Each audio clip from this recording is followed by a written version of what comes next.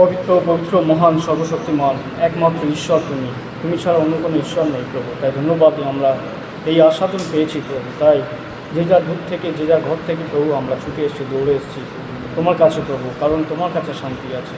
ধন্যবাদ দিই প্রভু যে তুমি এই বাক্য সুন্দর বাক্য দিলে আমাদের মধ্যে দেবকার দেওয়ার মাধ্যমে। তাই ধন্যবাদ দিই। এখন আজ পাম সানডে প্রভু, আর সেই বাক্য প্রভু আজ সুপ্রিয়তা দেবে তোমার বাক্য থেকে প্রভু। তুমি আশীর্বাদ করো এবং প্রত্যেকের বুঝতে জ্ঞান বুদ্ধি দাও, এবং যাতে বুঝতে পারি এবং আমাদের জীবনে অ্যাপ্লাই করতে পারি প্রভু তুমি সাহায্য করো।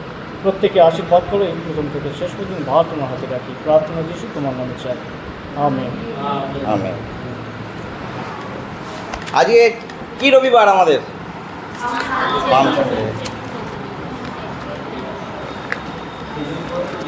বাংলায় বলা হয় খেজুর পত্র দিবস।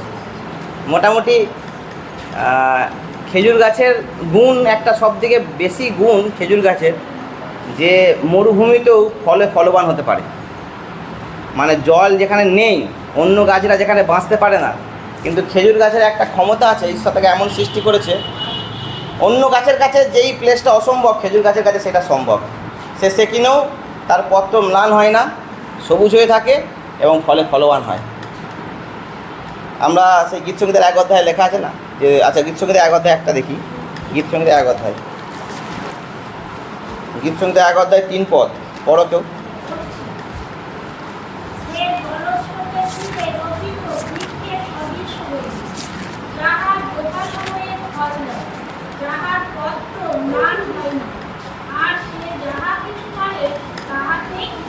আমেন। আজকে সেই খেজুর গাছের মতো আমাদেরকে হতে হবে। হয়তো আজকে অর্চনাদিও একটু ডিমান্ড করেছিল যে খেজুর গাছ দিয়ে সাজালে ভালো হতো, এবং অর্চনাদির আগে আমার বাড়ির লোক প্রথম ডিমান্ড করেছিল যে একটু খেজুর গাছ কাটলে হলো তো না, বাসুদাও এসে বলছিল। সত্যি সাজালে দেখতে ভালো লাগতো। আমি সাজাইনি, শুধুমাত্র আমার আশেপাশে ঘরগুলো আছে, যদি আমি সেই খেজুর গাছ কেটে আনি জিজ্ঞাসা করবে কী ব্যাপার, তখন তাদের কাছে ওটাই মনে হবে যে সবই একই। আমরা আমাদের পুজোয় আম পাতা ঝুলাই আর এরা খেজুর পাতা ঝুলাচ্ছে। ওই মানে অনেক সময় একটা ভ্রান্ত জিনিস আসতে পারে। আর যেহেতু যিশু আমাদেরকে ধর্মকর্ম করতে মানা করেছে, তাই খেজুর পাতা না ঝুলেলেও যেন আমরা প্রত্যেকে খেজুর পাতা হতে পারি। আমরাই যিশুর জন্য খেজুর পাতা হব, ম্লান হয়ে থাকবো আর বিজয়ের প্রতীক হয়ে থাকবো। ঠিক আছে? তো পাম সানডের অনেক রকম শিক্ষা আমরা পেয়ে থাকি। আমি যখন এই শিক্ষা পড়ছিলাম, আমরা প্রথম দেখব যে পাম সানডের মধ্যে ঈশ্বরত্বের একটা রহস্য আছে, এবং এটা হঠাৎ করে হয়নি, এটা পূর্ব পরিকল্পনা ছিল এই দিনটার জন্য। আর এই যে রবিবার প্রভু যিশুর জীবনের শেষ সপ্তাহের শুরু, মানে এই পাম সানডের পর সোম, মঙ্গল, বুধ, বৃহস্পতি, শুক্রবার প্রভুকে ক্রুশে দেওয়া হয়েছে, মানে জীবনের শেষ সপ্তাহের শুরু এই পাম সানডে। তো এই পাম সানডের মধ্যে বা এই খেজুরপত্র দিবসের মধ্যে ঈশ্বরের অনেক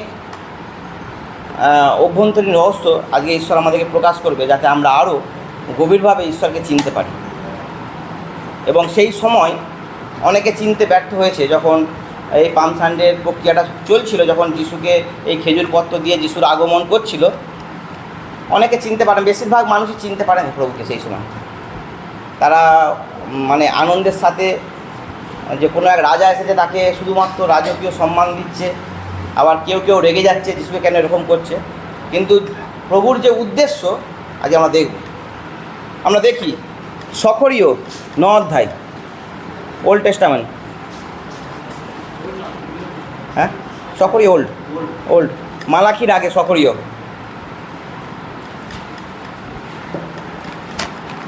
আমরা খুব ধ্যান দিয়ে শুনব, ঈশ্বর আমাদেরকে সাহায্য করুক।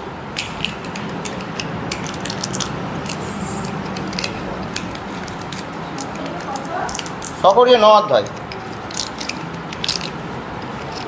অধ্যায়, আমি 9 পদ থেকে পড়ব।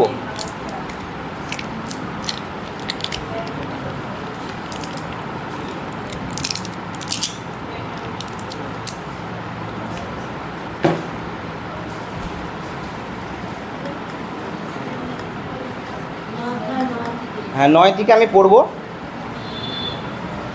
তারপর আমি ছোট্ট ছোট্ট করে বিষয়গুলো বলবো। আমি পড়ছি, সকরীয় 9 অধ্যায়, সকরীয় 9 অধ্যায় 9 পদ পড়ছি।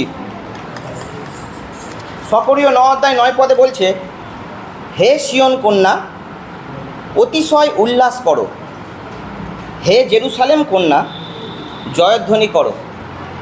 দেখো, তোমার রাজা তোমার কাছে আসিতেছেন। তিনি ধর্মময় ও পরিত্রাণযুক্ত, তিনি নম্র ও গর্ধবে উপবিষ্ট, আর গর্ধবীর শাবকে উপবিষ্ট। আর আমি ইফ্রাইম হইতে রথ ও জেরুসালেম হইতে অশ্ব উচ্ছিন্ন করিব, আর যুদ্ধ ধনু উচ্ছিন্ন হইবে, এবং তিনি জাতিদিগকে শান্তির কথা কহিবেন। আর তাহার কর্তৃত্ব এক সমুদ্র অবধি অপর সমুদ্র পর্যন্ত ও নদী অবধি পৃথিবীর প্রান্ত পর্যন্ত ব্যাপিবে। এখানে সকরীয় ভাববাদী একটা রাজার কথা বলছে, যে হবে জেরুসালেমের রাজা।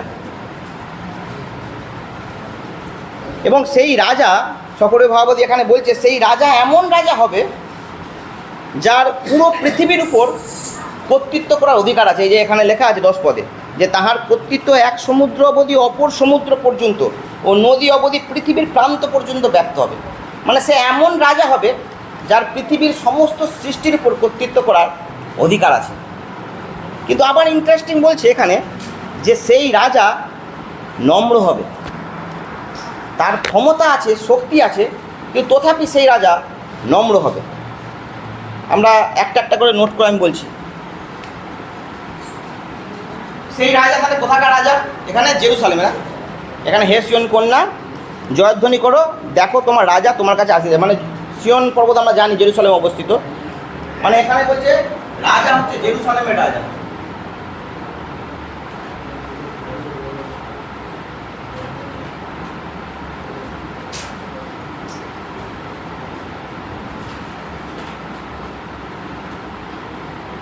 রাজাটা হচ্ছে জেরুসালেমে। 2 নম্বর আছে, রাজা হচ্ছে বলছে কি ধর্মময় ও পরিত্রাণযুক্ত। ধর্মময় বা পরিত্রাণযুক্ত মানে ওই রাজার কাছে কি আছে? পরিত্রাণ আছে, মানে আমাদের উদ্ধার আছে। 2 নম্বর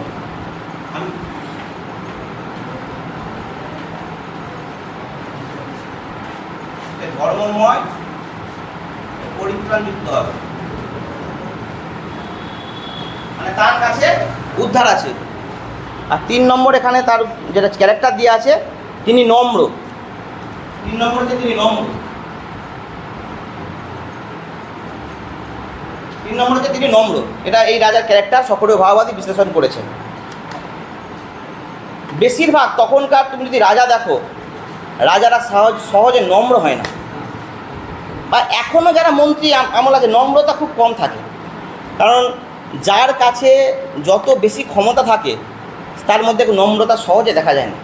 সে কি, মানে রাজাদের একটা ক্যারেক্টার ছিল, সে যার দাম্ভিকতাকে দেখাতো, তার নম্রতা দেখাতো না, যে ওই রাজার থেকে আমি শক্তিশালী। আর ওই জন্যই তো এত যুদ্ধ তখন হতো।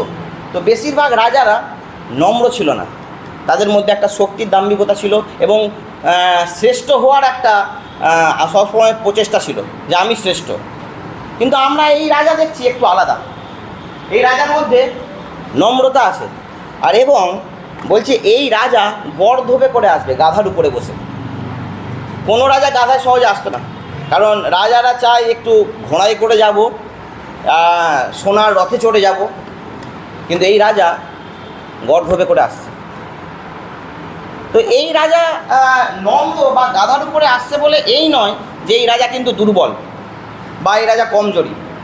কারণ এখানে পরিষ্কার বলে দিয়েছে তাহার কর্তৃত্ব এক সমুদ্র অবধি অপর সমুদ্র পর্যন্ত ও নদী অবধি পৃথিবীর প্রান্ত পর্যন্ত বর্তিবে। মানে এই রাজা দুর্বল নয় বা এই রাজা কমজোরি নয়, কিন্তু এই গাধার উপরে আসা তার নম্রতার প্রতীক। এই রাজা হচ্ছে নম্র। তো সব থেকে যেটা ইম্পর্টেন্ট, এই রাজা কী নিয়ে আসছে? বলছে তিনি ধর্মময় ও পরিত্রাণযুক্ত। তিনি আমাদের জন্য কী নিয়ে আসছে? পরিত্রাণ নিয়ে আসছে। তখনকার রাজারা কী করতো? প্রজাদের জন্য কী আনতো? যার যেমন ব্যালেন্স আছে, যে যেমন খ্যাতি আছে, কেউ প্রজাদের জন্য মুক্ত, সোনা এইসব ছড়াতেও আসতো তখনকার। আমরা সিনেমায় এরকম দেখেছি। তো রাজারা বিভিন্ন টাকা পয়সা বা খাবার দাবার চাদর এই সব নিয়ে আসতো প্রজাদের জন্য। কিন্তু এই রাজা টোটালি আলাদা, বলছে কি পরিত্রাণযুক্ত, মানে তার কাছে আমাদের উদ্ধার আছে, তিনি পরিত্রাণ নিয়ে আসছে। আমরা 11 পদ যদি পড়ি, লেখা আছে পরিষ্কার, আর তোমার বিষয়ে বলিতেছি, তোমার নিয়মের রক্তোপযুক্ত আমি তোমার বন্দীদিগকে সেই নির্জল কূপের মধ্য হইতে মুক্ত করিয়াছি। হালেলুইয়া। এখানে বলছে তোমার নিয়মের রক্তোপযুক্ত, মানে এগুলো হচ্ছে প্রভু যিশুকে দেখায়, প্রভু যিশুর যে রক্তর দ্বারাই বলেছে কি আমি তোমার বন্দীদিগকে সেই নির্জল কূপের মধ্য হইতে। নির্জল কূপ মানে কি? মানে যে নির্জল, মানে যে কূপে জল নেই, মানে এটা অ্যাকচুয়ালি নরককে বোঝায়। নরকে কোনো জলের কোনো সিন নেই, শুধু জলের জন্য সে আমরা লাসারকে দেখেছিলাম না, এক ফোঁটা জলের জন্য কীভাবে কাঁদছিল। তো নির্জল কূপ মানে এখানে হচ্ছে নরককে বোঝাচ্ছে। এই রাজা আসছে ওই নরকে বন্দি যারা তাদেরকে মুক্ত করতে।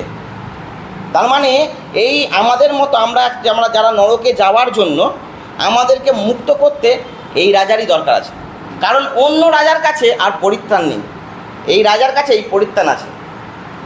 মোটামুটি আমরা বুঝতেই পারছি যে এই সকলীয় ভাববাদী প্রভু যিশুর কথা বলতে চাইছে, কারণ আমরা জানি কার রক্তের দ্বারাই আমরা পরিত্রাণ হয়েছি। কিন্তু আজকে একটু গভীরভাবে দেখব সকলীয় ভাববাদী অ্যাকচুয়ালি কার কথা বলছিল। আমরা খুলি সকলীয় 14 অধ্যায়।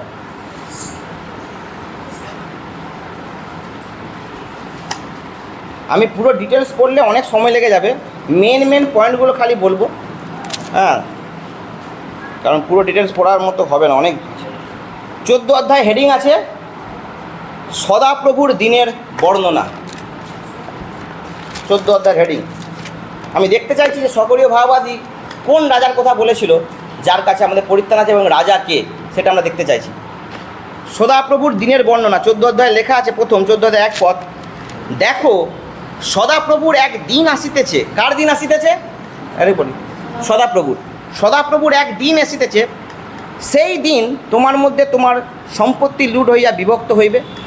কারণ আমি সমুদয় জাতিকে যুদ্ধার্থে জেরুজালেমের বিরুদ্ধে সংগ্রহ করিব, তাহাতে নগর শত্রু হস্তগত, সকল গৃহের দ্রব্য লুটিত, স্ত্রীলোকেরা বলাৎকৃত হইবে, এবং নগরের অর্ধেক লোক নির্বাসনে যাইবে, আর অবশিষ্ট প্রজারা নগর হইতে উচ্ছিন্ন হইবে না। এগুলো আমি ডিটেলসে যাচ্ছি না, এগুলো হচ্ছে ওই জেরুজালেমের যে অন্যায়, তার জন্য যে তাদের মধ্যে যে শাস্তি এসেছিলো সেই সব বিবরণ দেওয়া আছে আর কি। আমি একদম ডাইরেক্ট 4 পদটা পড়ছি, আমি দেখতে চাইছি রাজাটাকে। 4 পদ বলছে, আর সেই দিন তাহার চরণ, মানে কার চরণ? সদাপ্রভু, না এখানে যিশুর কথা লেখা নেই। দেখো সদাপ্রভুর দিনের বর্ণনা 14 অধ্যায় হেডিং, হ্যাঁ, বলছে আর সেই দিন তাহার চরণ জৈতুন পর্বতের উপরে দাঁড়াইবে, যাহা জেরুজালেমের সম্মুখে পূর্ব দিকে অবস্থিত। তাহলে এই রাজার চরণ কোন পর্বতে দাঁড়াবে? জৈতুন পর্বত। আমি লিখে রাখি, পড়া খুব সুন্দর বুঝে যাবে যে ঈশ্বরের অনুগ্রহটা। আমার হাতের দেখা খুবই খারাপ, তবু চেষ্টা করছি। জৈতুন পর্বত মানে জেরুজালেমের জৈতুন পর্বত, সেই রাজার পা আসবে। সেই দিন তাহার চরণ সেই জৈতুন পর্বতের উপরে দাঁড়াইবে, যাহা জেরুজালেমের সম্মুখে পূর্ব দিকে অবস্থিত। জেরুজালেমের পূর্ব দিকে জৈতুন পর্বতটা অবস্থিত, সেই দিন আসবে। আমি ডাইরেক্ট 14 অধ্যায় 9 পদে চলে যাচ্ছি, দেখি কে রাজা। 14 অধ্যায় 9 পদে বলছে, আর সদাপ্রভু সমস্ত দেশের উপরে রাজা হইবেন। সেই দিন সদাপ্রভু অদ্বিতীয় হইবেন, এবং তাহার নামও অদ্বিতীয় হবে। তাহলে রাজা কে? সদাপ্রভু। অ্যাকচুয়ালি যে রাজার কথা বলেছে সকলে ভাববাদী, এই রাজা হচ্ছে সদাপ্রভু। সদাপ্রভু হচ্ছে রাজা। সকলে ভাববাদী 14 অধ্যায়ে যেই 9 অধ্যায়ে যেই কথাটা বলেছিল, 14 অধ্যায়ে আমরা দেখতে পাচ্ছি সেই রাজা হচ্ছে সদাপ্রভু। আমরা বুঝতে পারলাম এক রাজা আছে, যার কাছে যিনি হবে ধর্মময়, যিনি হবে নম্র, যার সমস্ত পৃথিবীর উপর কর্তৃত্ব করার ক্ষমতা আছে। কিন্তু লাস্ট আমরা দেখতে পাচ্ছি সেই রাজা আর অন্য কেউ নয়, স্বয়ং ঈশ্বর, স্বয়ং সদাপ্রভু সেই রাজা। এবার আমরা প্রকাশন দেখব ঈশ্বরের। আমরা যোহন 12 অধ্যায় দেখি, খুলি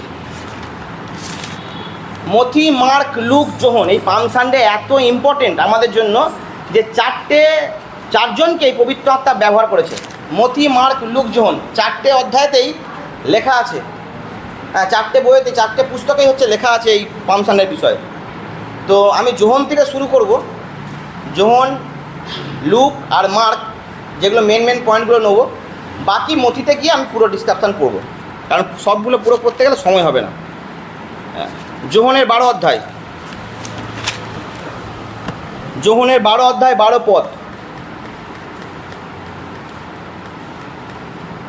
12 পদ পড়ছি, খুলেছি সবাই? কারণ সকলে খোলা হলেই পড়বো, খুব ছোট্ট ছোট্ট করে পড়বো, আমরা যেন ঈশ্বরের প্রকাশন পাই। 12 পদ বলছে, পরদিন পর্বে আগত বিস্তর লোক যিশু জেরুজালেমে আসিতেছেন শুনিতে পাইয়া খেজুর পত্র লইয়া তাহার সহিত সাক্ষাৎ করিতে বাহির হইল, আর উচ্চস্বরে বলিতে লাগিল, হোসান্না। যিশু কোথা থেকে আসছে? হ্যাঁ, জেরুজালেম। আর সকরীয় যেই ভাববাদী বলেছিল সেই সদাপ্রভুর আগে, সে কোথা থেকে এসেছিল? জেরুজালেমের জৈতুন পর্বত থেকে, মানে জেরুজালেম থেকে কিন্তু এসেছিল। আর আমরা এখানে যোহনের 12 অধ্যায় 1 পদে দেখছি, যিশু জেরুজালেম থেকে আসছে। 12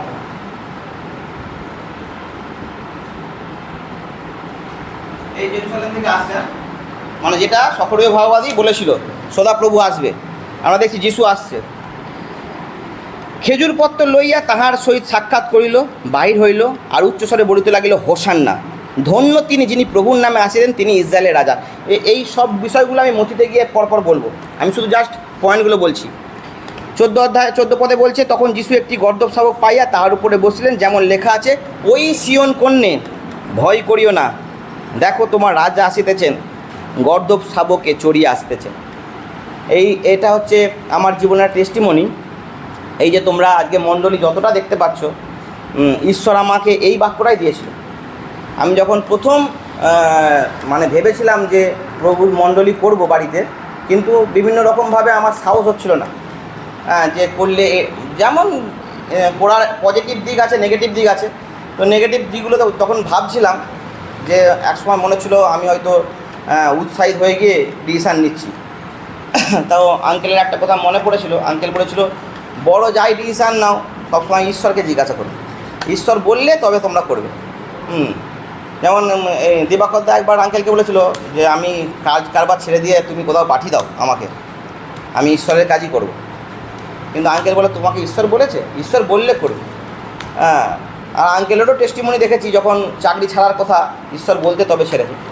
তো যাই হোক, আমি হচ্ছে এই নিয়ে যখন প্রার্থনা করছিলাম, আমি এই পদটা জানতাম না, প্রভু আমাকে 12 অধ্যায় পড়তে বলেছিলাম। আমার হৃদয় তখন জাগলো, তুমি আবার যোহনের 12 অধ্যায় খুললো।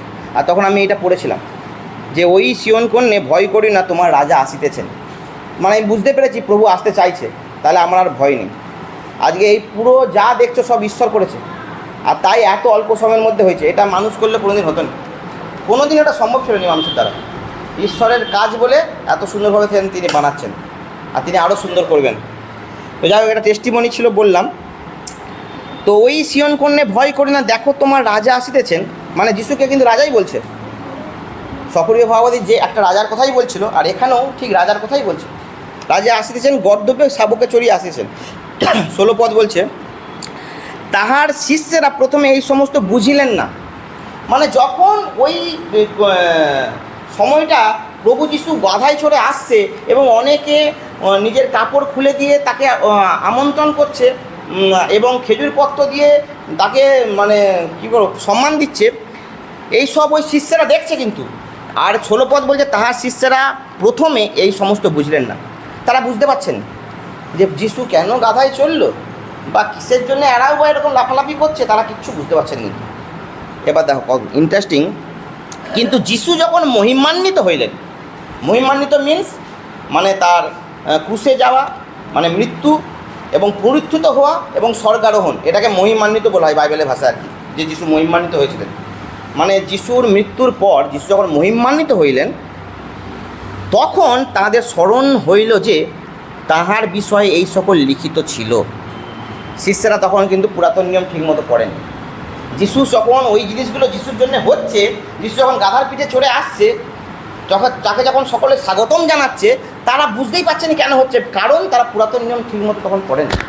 কিন্তু যিশু মৃত্যুর পর, মহিমান্বিত হওয়ার পর তারা এবার পড়া শুরু করেছে, কারণ এখন আর যিশু নেই। এবার ঈশ্বরের আদেশগুলো পড়া শুরু করেছে।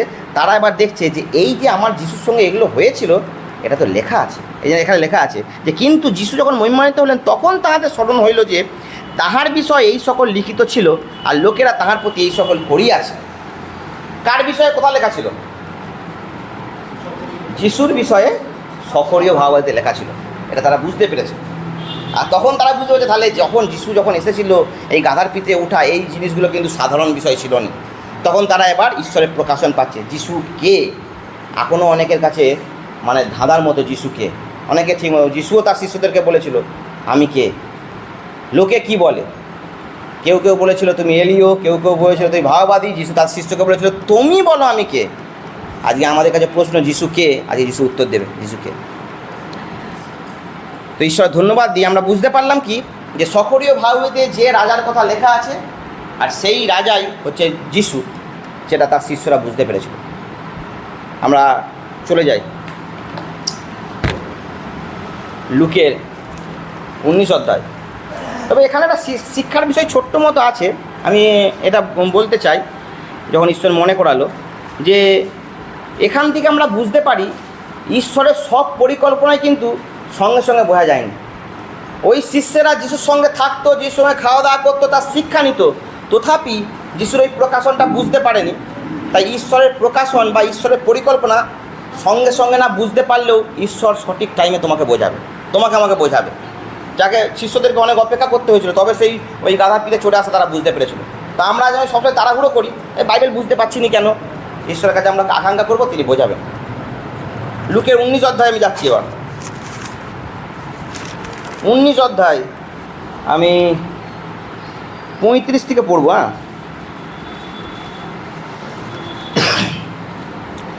19 অধ্যায় 35 পদ পড়ছি।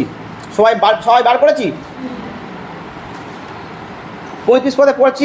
পরে তাহারা সেটিকে যিশুর নিকটে লইয়া আসিলেন এবং তাহার পৃষ্ঠে আপনাদের বস্ত্র পাতিয়া তাহার উপরে যিশুকে বসাইলেন। মানে ওই যখন গাধাকে এনেছিল তার শিষ্যেরা, ওই গাধার পিঠে তাদের মানে কাপড় দিয়ে যিশুকে বসিয়েছিল। আমি এই ডিসক্রিপশানগুলো সব মসজিদে গিয়ে বলবো, এখন বলছি না। পরে যখন তিনি যাইতে লাগলেন, লোকেরা আপন আপন বস্ত্র পথে পাতিয়া দিতে লাগলেন। যিশু যখন ওই গাধার পিছনে পিছিয়ে যেতে আরম্ভ করেছে, যে আসছে তার কাপড় খুলে পেতে দিচ্ছে। আচ্ছা, 37 পদ বলছে আর তিনি নিকটবর্তী হইতেছেন। এবার খুব ইম্পর্টেন্ট, দেখি খুব হৃদয় দিয়ে শুনি। তিনি নিকটবর্তী হইতেছেন, জৈতুন পর্বত হইতে নামিবার স্থানে উপস্থিত হইয়াছেন। জৈতুন পর্বত হইতে, বলো সদাপ্রভু। সক্রিয় 14 অধ্যায় 4 পদ কি বলেছিল? সদাপ্রভু কোন পর্বত থেকে আসবে? খুলি একবার সক্রিয় 14 অধ্যায় পদ। আমি লেখা আছে না? হ্যাঁ, জৈতুন পর্বত থেকে। আর আমি দেখতে পাচ্ছি এই জৈতুন পর্বত থেকে যিশু আসছে। লুকে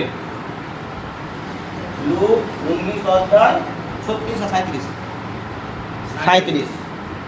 লুক 19 অধ্যায় 37-এও যিশু জৈতুন পর্বত থেকে আসছে।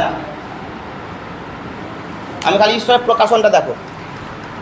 তাহলে যে সক্রিয় ভাববাদী 14 অধ্যায় 4 পদে প্রায় যিশুর এই ঘটনা হওয়ার 500 বছর আগে ভবিষ্যৎবাণী করেছিল, যেটা সদাপ্রভুর জন্য সে লিখেছিল, যে সদাপ্রভু সেই রাজা। কিন্তু দেখা যাচ্ছে কি যিশুর সঙ্গে মিলটা দেখছি, যিশু সেই জৈতুন পর্বত থেকে আসছে। এবার দেখো, জৈতুন পর্বত হইতে নামিবার স্থানে উপস্থিত হইয়াছেন। এমন সময়ে সমুদয় শিষ্যদল যে সকল পরাক্রম কার্য দেখিয়াছিল, মানে এইটা কোনো মানে শিষ্যদের সঙ্গে আলোচনা করে কিন্তু যিশু করেনি যে আমি গাধার পিঠে যাব, তোমরা যে পরাক্রমগুলো দেখেছো তুমি সেই সময় বলবে। এটা হঠাৎ শিষ্যদের মনে পড়েছে যখন ওই সিচুয়েশনটা হচ্ছে। হ্যাঁ, শিষ্যদের যে সকল পরাক্রম কার্য দেখিয়েছিল সেই সমস্তের জন্য আনন্দপূর্বক উচ্চ রবে ঈশ্বরের প্রশংসা করিয়া বলিতে লাগিল, ধন্য সেই রাজা যিনি প্রভুর নামে আসিতেছেন, স্বর্গে শান্তি এবং ঊর্ধ্বলোকে মহিমা। ওই সদাপ্রভু ওই যিশুর শিষ্যরা যখন আসছে, যিশুর শিষ্যদের সেই পরাক্রম কার্যগুলো মনে পড়েছে। হ্যাঁ, যিশু কত অন্ধকে চক্ষু দান করেছে, মৃতকে বাঁচিয়েছে, ঝড় থামিয়েছে, সেই পরাক্রমগুলো মনে পড়েছে। আর সেই সময় মনে যখন পড়লো, তারা প্রশংসা কার করছে? এখানে লেখা আছে যিশুর। কার লেখা আছে এখানে? আমরা না দেখলে বুঝতে পারবো না, কিন্তু ভুলে যাব। দেখো, এমন সময়ে সমুদয় শিষ্যদল যে সকল পরাক্রম কার্য করেছিল, সেই সমস্তের জন্য আনন্দপূর্বক উচ্চরবে ঈশ্বরের প্রশংসা করিতে লাগিল, যিশুর নয়। শিষ্যরা কিন্তু যিশুকে ঈশ্বর হিসেবে তখনও দেখেন, তারা যিশুকে গুরু বলেই মানত, কিন্তু তাদের প্রশংসা অটোমেটিকলি ঈশ্বরের জন্য হতে আরম্ভ করে দিয়েছে। হয়ে যাচ্ছে না, প্রশংসা হচ্ছে। এবার দেখো কি বলছে, ধন্য সেই রাজা যিনি প্রভুর নামে আসিতেছেন, স্বর্গে শান্তি ও ঊর্ধ্বলোকে মহিমা। এই রকম করে যখন ধন্য করছে যিশুকে, এবার ইন্টারেস্টিংটা দেখো, কত সুন্দরভাবে আরও বুঝতে পারবো আমরা যে যিশুই ঈশ্বর। তখন লোকসমূহের মধ্য হইতে, ওই যে লোকসমূহগুলো, তখন প্রচুর লোক, যখন ওই খৈরপত্র দিবসের যখন ওই অনুষ্ঠানটা হচ্ছে, প্রচুর লোক মধ্য হইতে কয়েকজন ফরিসি তাহাকে বলিল, কাকে বলল? যিশুকে বলল, গুরু, আপনার শিষ্যদিগকে ধমক দিউন। কেন? নো, তারা তো ঈশ্বরের প্রশংসা করছে। ফরিসিরা কিন্তু ঈশ্বর বিশ্বাসী, তারা নাস্তিক নয়। ফরিসিরা কেউ নাস্তিক নয়, ঈশ্বরকে ভালোবাসে। তথাপি বলছে, গুরু, তোমার শিষ্যদেরকে ধমক দিউন। ফরিসিদের পুরাতন নিয়ম জানা আছে। ফরিসিরা সকরীয় ভাববাদী পড়েছে। ফরিসিরা জানে যে এইটা পাপ হচ্ছে, তাদের মনে হচ্ছে এটা পাপ। কেন? কারণ ফরিসিরা ভাবছে সকরীয় ভাবাইতে যেটা, বা আমি যদি একটু ঘুরিয়ে বলি, যে একটা সাধারণ মানুষ একই আচরণ করছে, যিশু তাদের কাছে সাধারণ, ফরিসিদের কাছে যিশু সাধারণ, যে একটা সাধারণ মানুষ একই আচরণ করছে, যেটা সকরীয় ভাববাদী 14 অধ্যায়ে সদাপ্রভুর জন্য লেখা আছে। সেই জৈতুন পর্বত থেকে এসেছে আর তার মহিমা হচ্ছে, হালেলুইয়া। সেই জন্য তাদের কাছে এটা ভালো লাগছে না। ওই জন্য বলছে, তোমার গুরু তোমার শিষ্যদেরকে ধমক দাও, মানে এটা পাপ হচ্ছে। ফরিসিদের চোখে একটা সাধারণ মানুষকে জোর করে ঈশ্বর বানানোর চেষ্টা হচ্ছে, যেটা যিশুকে ঈশ্বর বানাচ্ছে। কিন্তু যিশু তাদেরকে বলেনি, এটা অটোমেটিকলি হয়ে যাচ্ছে। কারণ ভাববাদী গোড়া আছে, মানে ঈশ্বরের বাক্য, আকাশ ও পৃথিবী লুপ্ত হয়ে যাবে, কিন্তু ঈশ্বরের বাক্য লুপ্ত হবে না। ভাববাদী গোড়া আছে মানে এটা ফুলফিল হবেই। অটোমেটিকলি তারা ঈশ্বরের প্রশংসা করছে, আর ফরিসিদের সহ্য হচ্ছে না। ফরিসিরা বলছে, গুরু, এদেরকে ধমক দাও। এবার আমি বলি, যদি যিশু ঈশ্বর না হতো, ধমক দিত। আমি যদি আঙ্কেলকে বলি, আঙ্কেল তুমি যিশু, আঙ্কেল আমার উপর রেগে যাবে না? আমাকে ধমক দিবে। তাহলে যদি যিশু জানতো, মানে যিশু যদি ঈশ্বর না হতো, তাহলে কিন্তু ফরিসিদের কথা অনুযায়ী তাকে ধমক দিত। কেন তোমরা এটা করছো? এটা ঈশ্বরের জন্যই করা হয়, এটা করা উচিত নয় বলতো। দেখি যিশু কী বলছে। 40 করতে বলছে। তিনি উত্তর করিলেন, কে? তিনি মানে যিশু। যিশু উত্তর করিলেন, আমি তোমাদিগকে বলিতেছি। কার দিকে বলছে? ফরিসিকে। ফরিসি, আমি তোমাদিগকে বলিতেছি, ইহারা যদি চুপ করিয়া থাকে, প্রস্তর সকল চেঁচাইয়া উঠিবে। প্রস্তর মানে পাথর। হ্যাঁ, বলছে যিশু বলতে চাইছে, যদি এরা চুপ করে যায়, মানে যিশু কি বলতে চাইছে, যে মানুষ যদি আমার স্তুতি এখন না করে, সারা সৃষ্টি আমার স্তুতি করবে। মানুষ যদি এই সময় আমার স্তুতি করা বন্ধ করে দেয়, পাথর চেঁচিয়ে উঠবে, আমার স্তুতি করবে। কারণ সেই রাজা, যে সমস্ত পৃথিবীর উপর রাজা, সেই জেরুজালেমের জৈতুন পর্বত থেকে এসে গেছে। হালেলুইয়া। সেই রাজা এসে গেছে জৈতুন পর্বত থেকে, যেটা সকরীয় ভাববাদীতে লেখা আছে। সে এসে গেছে, যে সমস্ত সৃষ্টির মালিক, যেটা সমস্ত সৃষ্টি তার সেবার জন্য হয়েছে। আর সেই রাজা যখন এসে গেছে, যদি মানুষ আমার স্তুতি করা বন্ধ করে দেয়, পাথর চেঁচিয়ে উঠবে। ও হালেলুইয়া। তবু মানুষ, অনেকের কাছে যিশু শুধুমাত্র গুরু। আজ ভবনের লোক যিশুকে শুধু গুরুই বলে। আমি ভবনে একটা দিদির কাছে গিয়েছিলাম, আমি আর দিবাকরদা, যেখান দিয়ে প্রথম যিশুকে চিনি, বোঝাতে পারিনি। তারা বলছে, শাস্ত্র আমরা আর পড়িনি, আমার হৃদয়ে যা ঈশ্বর দেয় সেটাই আমার কাছে মেন। শাস্ত্র তাদের কাছে এখন শয়তানে কীরকম কাজ দেখে। আজকে তুমি বলো, ফরিসিরা সব কিছু জানতো, তবু যিশুকে চিনতে পারছে না। কেন চিনতে পারছে না? কারণ তারা নিজেদের জ্ঞানে, নিজেদের জ্ঞান তাদের এমন হয়ে গিয়েছিল না। জ্ঞানীদের জন্য ঈশ্বর নয়, নম্রদের জন্য ঈশ্বর। তাদের মধ্যে নম্রতা ছিল না। তারা ভাবতো আমরা শাস্ত্রের সব কিছু জানি, আমরা বাইবেলের সব জানি, তাই তারা চিনতে পারেন। নম্রদের জন্য ঈশ্বর, জ্ঞানীদের জন্য নয়। ফরিসিরা চিনতে পারেন। এবং যিশু যখন বলল পাথর চেঁচিয়ে উঠবে, কারণ আমি এসে গেছি, সেই সদাপ্রভু, সেই রাজা এসে গেছে, পাথর চিনতে উঠবে। ও হালেলুয়া। আচ্ছা, লুকের পর আমরা যাই। আমরা বুঝতে পারছি তো? বুঝতে কারো অসুবিধা হচ্ছে না তো? হ্যাঁ, বুঝতে পারছি, ঈশ্বর ধন্যবাদ হোক। আমরা লুক থেকে আমরা মার্কে যাই, মার্কের 11 অধ্যায়।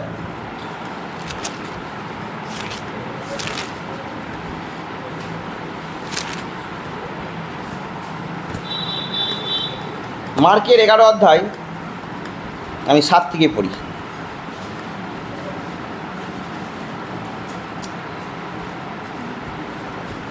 মানে প্রত্যেকটা পুস্তকেই এই পাম সানডের বিষয়ে লেখা আছে, এতটাই গুরুত্বপূর্ণ। কারণ এই পাম সানডেটা হচ্ছে ঈশ্বরের প্রকাশন যিশুর মধ্য থেকে। আমরা 7 পদ পড়ছি যে, পরে তাহারা সেই গর্দভ শাবকের যিশুর নিকটে আনিয়া তাহার উপরে আপনাদের কাপড় পাতিয়া বসিলেন, আর তিনি তাহার উপরে বসিলেন। হ্যাঁ, তখন অনেকে আপন আপন বস্ত্র পথে পাতিয়া দিল, ও অন্যেরা ক্ষেত্র হইতে ডালপালা কাটিয়া পথে ছড়াইয়া দিল। আচ্ছা, বস্ত্র পাতিয়া দিলটা তোমাদের একটা বলি তাহলে। বস্ত্র পাতিয়া দেওয়াটা তখনকার দিনে হচ্ছে কি বলবো, রাজাকে সম্মান করা। তখনকার দিনে রাজাকে না, যখন কোনো রাজার অভিষেক হতো, সম্মান করা হতো। আমরা দেখি 2 রাজা বলি, 2 রাজা বলি 9-13।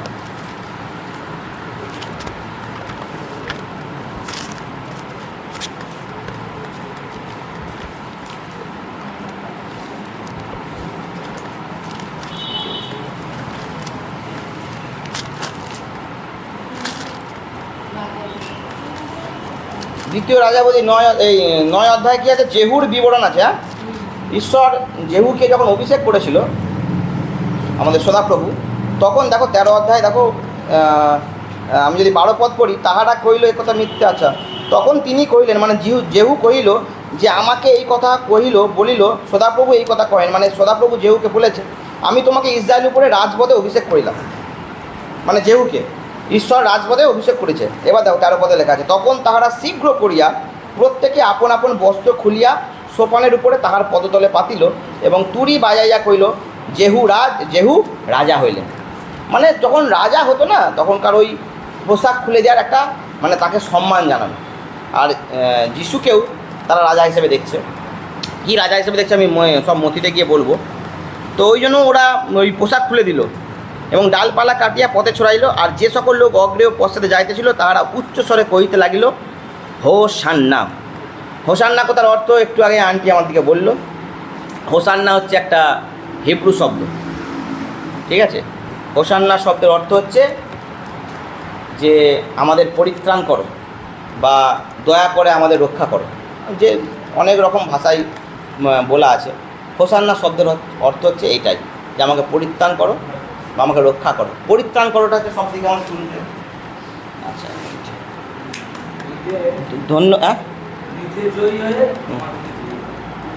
নিজে জয়ী হয়ে আমাদেরকে জয়ী করো, মানে মানে ওই মানে পরিত্রাণটা আমরা চাইছি।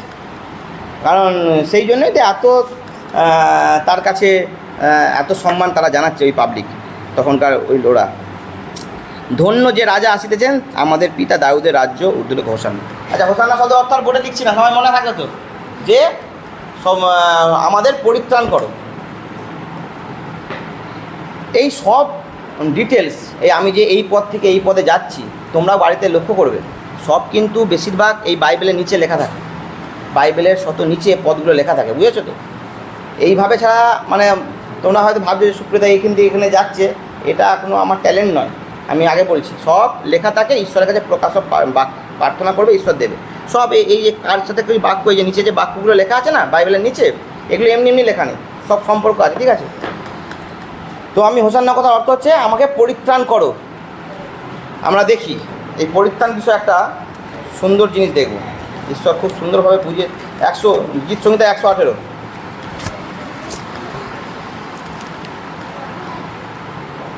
গীত সংহিতা 118,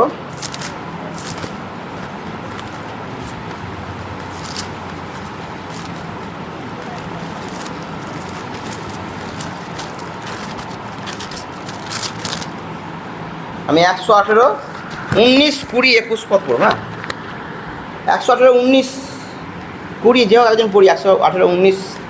আমার জন্য ধার্মিকতার দ্বার সকল খুলিয়া দিও, আমি তাহা দিয়া প্রবেশ করি, সদাপ্রভু স্তব করি। এই তো সদাপ্রভুর দ্বার, ইহা দিয়া ধার্মিকগণ প্রবেশ করে। আমেন। এখানে দাউদ বলছে যে আমার জন্য ধার্মিকতার দ্বার সকল খুলিয়া দাও, আমি তাহা দিয়া প্রবেশ করিব।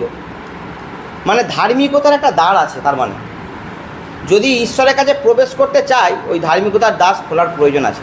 দ্বার আমরা আমাদের বাহ্যিক কাজ দ্বারা, আমরা আমাদের সোশ্যাল ওয়ার্ক দ্বারা, আমরা দান ধ্যান দ্বারা কখনো কিন্তু প্রবেশ করতে পারবো না। একটা ধার্মিকতার দ্বার আছে, সেই দ্বার খোলার প্রয়োজন আছে।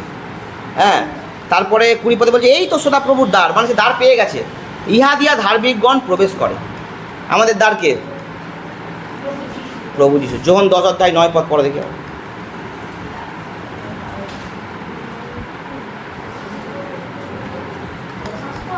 যোহন 10:9। আমি দ্বার, হুম, আমার দিয়া যদি কেহ প্রবেশ করে, সে পরিত্রাণ পায়। আমেন। ওখানে দাউদ কিসের জন্য ধার্মিকতার দ্বার খুলতে বলছিল? আমরা 21 পর পড়লে বুঝতে পারবো, পরিত্রাণের জন্য। ঠিক আছে। আর প্রভু যিশু এখন আমাদের কাছে দাবি করছে কি, যে আমিই দ্বার, মানে আমি, আর কেউ দ্বার নেই।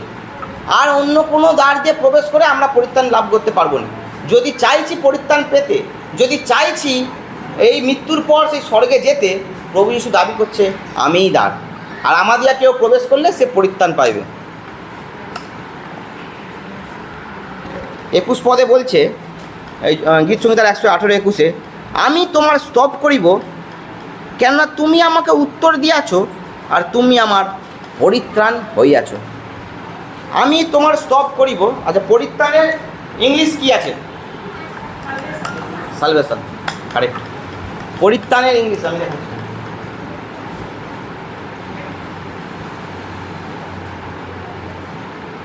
পরিত্রাণের ইংলিশ শব্দ হচ্ছে সালভেশন। আর এই সালভেশনের হিব্রু ওয়ার্ড, সালভেশনের হিব্রু ওয়ার্ড জানি কেউ? সবাই জানি, কিন্তু নো। সালভেশনের হিব্রু ওয়ার্ড হচ্ছে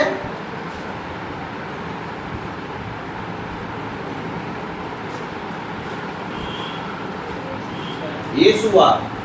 তাই এরকম লেখা হয় হিব্রুতে।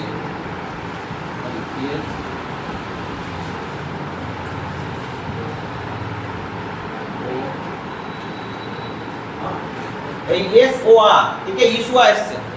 আর ইসুয়াকে, ইসুয়াকে যিশু, যিশু কথার অর্থ কে? যিশু কথার অর্থ কি? পরিত্রাণ, ত্রাণকর্তা। যিশু কথার অর্থ হচ্ছে ত্রাণকর্তা, মানে সেই পরিত্রাণ, মানে ঘুরিয়ে সে একই জায়গায় এলো। কিন্তু আমরা হিব্রু ওয়ার্ডটা জানি না। তো সালভেশনের হিব্রু ওয়ার্ড হচ্ছে ইয়েশুয়া। ইয়েশুয়া মানে হচ্ছে যিশু। এবার এই বাক্যটা দেখো, আমি মানে আগেরবারে বংশীদার ঘরেও বলেছিলাম যে বাক্য সবসময় নিজের করে নিতে হবে। বাক্যের ওয়ার্ডটা, যে বাক্যটা যদি আমি যদি পার্সোনাল করি, আমার মতো করে সাজাতে হবে। তখন তুমি মানে আরও ঈশ্বরের মানে অনুগ্রহ বা ঈশ্বর আমার সাথে কথা আরও সুন্দর করে বলবে আর কি। প্রথমে লেখা আছে, হ্যাঁ, গীত সংহিতার 118-21, আমি তোমার স্তব করিব। আমি যদি একটু সময় দাও,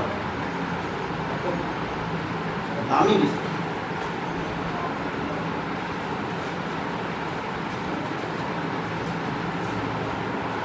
আমি তোমার স্তব করিব, তুমি আমাকে উত্তর দিয়াছ।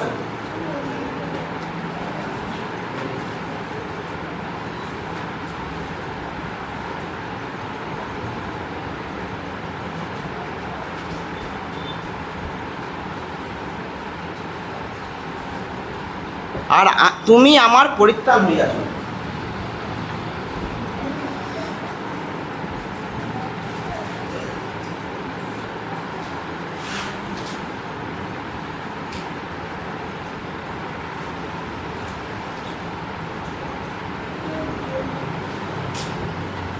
এখানে দাউদ বলছে আমাদের এই বাক্যটা, 21 পদের বাক্যটা আমি লিখেছি আর কি।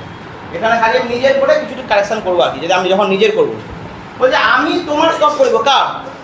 কার স্তব করিব? সদাপ্রভু। আর সদাপ্রভু যখন প্রথম পরিচয় দিয়েছিল মসিকে। সদাপ্রভু নামটা কিন্তু মসিকে প্রথম এসছে। কি বলেছিল? না, ওটা তো আছি, এমনি নাম। আচ্ছা আমরা দেখি যাত্রা পুস্তক 6 অধ্যায় 3 পদ করো। যাত্রা 6 অধ্যায় 2-3 পদ।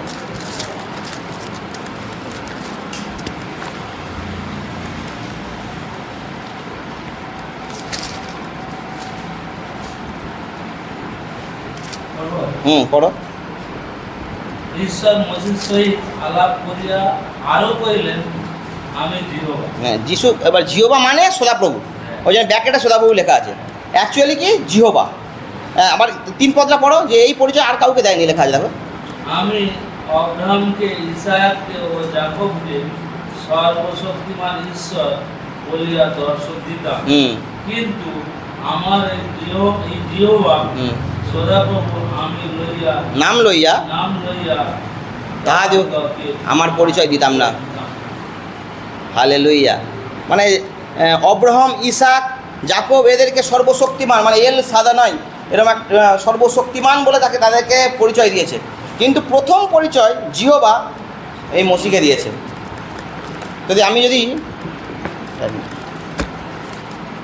এখানে আমার দাউদ বলছে আমি তোমার স্তব করিব, এটা যে আপনি কি আমি জিহোবার স্তব করিব, বা আমি সদাপ্রভু লিখতে পারি আমি জিহোবার স্তব করিব। তুমি আমাকে উত্তর দিয়াছ। কেন উত্তর দিচ্ছে? কারণ আমি তার স্তব করছি। স্তব না করলে আমি তার সাথে যদি সময় না কাটাই, তার সাথে কথা না বলি, সে উত্তরটা দিবে কী করে? সে তো উত্তর দানকারী ঈশ্বর। তবে তুমি আমাকে উত্তর দিয়াছ, আর তুমি আমার পরিত্রাণ হইয়াছ। আমি জিহোবার স্তব করিব, তুমি আমাকে উত্তর দিয়াছ। এ যদি আর তুমি আমার পরিত্রাণ হয়েছে, পরিত্রাণের কি আছে? ইয়েশুয়া। হ্যাঁ, আমি যদি পরিত্রাণ মানে কিন্তু ইয়েশুয়া।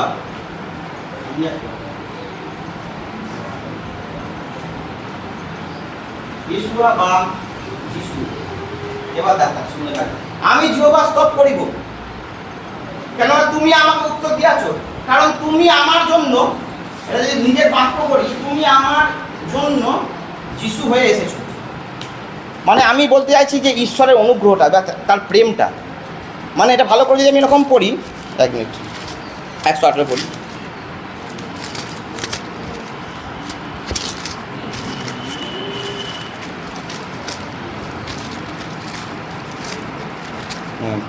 আমি তোমার স্তব করিব, মানে আমি জিহোবার স্তব করিব, কেননা তুমি আমাকে উত্তর দিয়াছ। জিহোবা তুমি আমাকে উত্তর দিয়াছ, কারণ আর তুমি আমার মানে জিহোবা তুমি আমার জন্য যিশু হয়ে এসেছো। কার জন্য? আমার জন্য, আমার পাপের জন্য যিশু হয়ে এসেছে। কে এসেছে? জিহোবা। যাতে আমি পরিত্রাণ পাই, আমি বিনষ্ট না হয়ে যাই, তাই জিহোবা আমার জন্য যিশু হয়ে এসেছে। যিশু কিন্তু শুধুমাত্র মানুষ নয়, বা যিশু শুধুমাত্র গুরু নয়। ওই জিহোবা, যে জিহোবার জন্য বাইবেলে লেখা আছে যে স্বর্গ তোমার সিংহাসন, পৃথিবী তোমার পাদপীঠ, ওই জিহোবাই আমার জন্য যিশু হয়ে এসেছে। ওই জিহোবা যার জন্য বাইবেলে লেখা আছে যে স্বর্গ আর পৃথিবীতে একমাত্র তিনিই ঈশ্বর, তিনি ছাড়া ব্যতীত আর কোনো ঈশ্বর নেই, ওই জিহোবাই আমার জন্য যিশু হয়ে এসেছে। যে জিহোবা নিজের হাতে গোটা বিশ্ব মানে বলেছে গোটা বিশ্ব ব্রহ্মাণ্ড সৃষ্টি হয়েছে, ওই জিহোবাই আমার জন্য যিশু হয়ে এসেছে। যে জিহোবা আমাকে নিজের হাতে তৈরি করেছে, তার শ্বাস বায়ু দিয়ে আমাকে মনুষ্য সৃষ্টি করেছে, ওই জিহোবাই আমার পরিত্রাণের জন্য যিশু হয়ে এসেছে। আমি বোঝাতে পারলাম নাকি বুঝতে পারছি না? যদি বোঝা যাচ্ছে কি? হ্যাঁ, তাহলে আমি বলতে চাচ্ছি ঈশ্বরের প্রেমটা, তার অনুগ্রহটা। আজকে হোসান্না হোসান্না করে ওরা চেল্লাচ্ছিল, কিন্তু ওরা একটু অন্য দৃষ্টিতে দেখেছে। আমি মথিতে গিয়ে সব বলবো। তো ওই বিষয় আজকে যে আমরা হোসান্না বলে ডাকছি, যে আমাকে পরিত্রাণ করো, অলরেডি সে আমার জন্য এসে গেছে। সেই ঈশ্বরত্ব ছেড়ে নিজেকে দাস করেছে, শূন্য করেছে। ফিলিপি 2 অধ্যায় লেখা আছে, ফিলিপি 2 অধ্যায়। আচ্ছা, ফিলিপি 2 অধ্যায়টা পড়ি। ওই ঈশ্বর আমার জন্য এসেছে, আমি দেখি।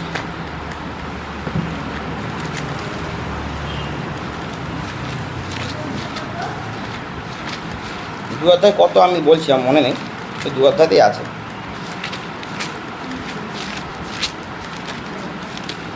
হ্যাঁ, 2 অধ্যায় 6 পদ পড়ো, 6 পদ। না হচ্ছে না, বেশি। ফিলিপিও হ্যাঁ তিনি ঈশ্বরের সহিত সমান থাকা ধরিয়া লইবার বিষয়ে জ্ঞান করিলেন না। হুম কিন্তু আপনাকে শূন্য করিলেন, হুম। দাসের রূপ ধারণ করিলেন, মনুষ্যদের সাদৃশ্যেই জন্মিলেন। আমেন।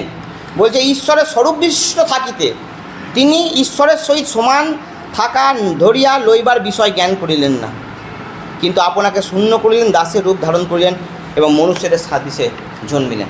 সেই ঈশ্বর, সেই জিহোবা যে মসির সঙ্গে কথা বলতো, সেই জিহোবা যে দাউদকে সাহায্য করেছে, সেই জিহোবা যে আকাশমণ্ডল সৃষ্টি করেছে, সেই জিহোবা আমার জন্য যিশু হয়ে এসেছে। আর সেই প্রকাশন যিশু ওই ভেড়ায় চড়ে, যেটা সকরীয় ভাববাদীতে সদাপ্রভুর জন্য লিখেছিল, ওই যে রাজার কথা সকরীয় ভাববাদী সদাপ্রভুর জন্য লিখেছিল, তিনি ওই সময় এসে বুঝিয়েছিলেন আমি সেই সদাপ্রভু যার কথা সকরীয় ভাববাদীতে লেখা আছে, আর অন্য কেউ নয়। কিন্তু তখন তারা বুঝতে পারেন। এবার আমরা চলে যাই মথিতে, মথির 21 অধ্যায়।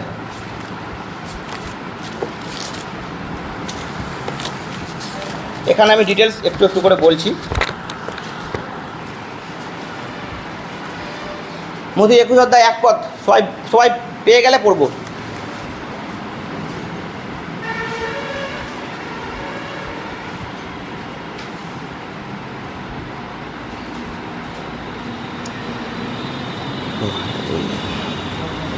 পড়ছি, হ্যাঁ, মথির 21 অধ্যায় 1 পদ পড়ছি।